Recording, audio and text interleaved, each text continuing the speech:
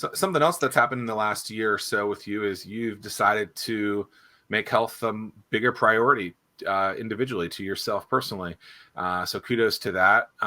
What have you seen from just the relationships or parallels between kind of the health and the business aspect of it? Like, how do you feel better at work?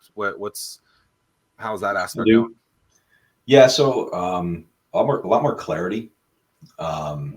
It's kind of amazing how, and I never really ate poorly. I just probably didn't make the best choices. I'm not a fast food guy. I can't tell you the last time I had fast food, so to speak.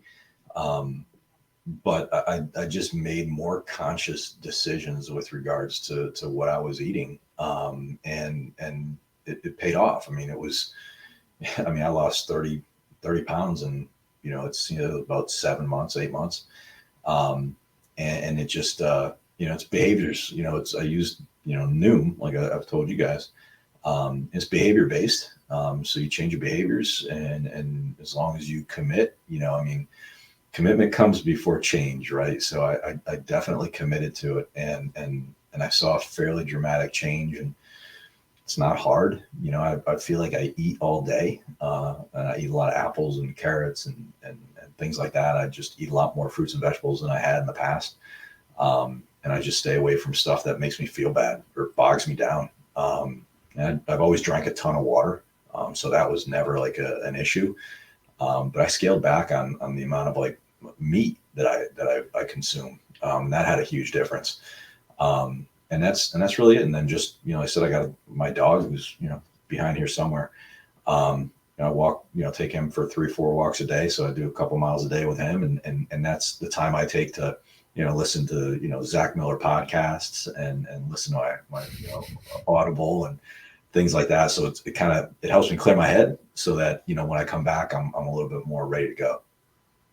From the business standpoint, what motivates you? Is it looking at the whiteboard on the other side of the wall and saying, I want to beat those numbers? Do you get franchise reports that you want to be the number one franchise?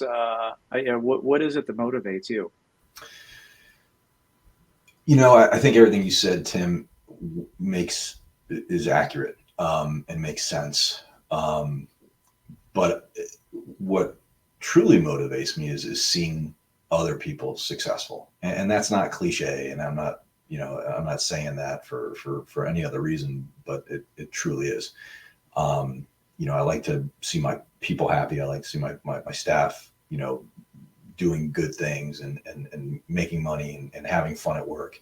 I like to see my peers, whether they are peers from Two Maids A Mop or peers in the cleaning industry. I like to see them successful. And I help them out any way possible. I went and priced a house the other day, and it's a horrible situation. Gentleman, close to my age, his wife passed away, and he's just in a tough spot. He needs a lot of work done, and it's outside of my wheelhouse. But I said to the guy, I said, listen, you're not going to have to make any more phone calls. Like, I'll figure this out. We'll get this taken care of. And I've got a couple of people that are going to price them out and hopefully take care of them. So I like to see other people do well. Hopefully I've learned enough by getting kicked in the teeth the past couple of years that people won't make those mistakes again, or maybe they'll trust the direction or suggestions that I give them.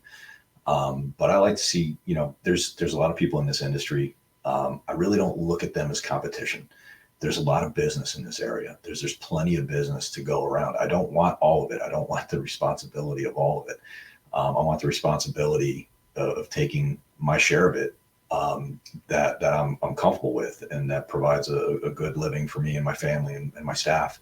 But at the end of the day, I want to see, a bunch of other cleaning companies that are successful, and that provide a service, because it is a service. You have to have a giver's heart to do this, because you're giving your time and energy to somebody you don't even know.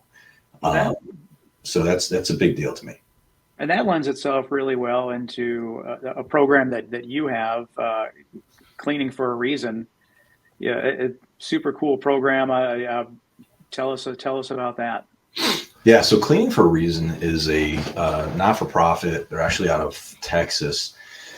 It is an organization that connects cleaning companies with cancer patients.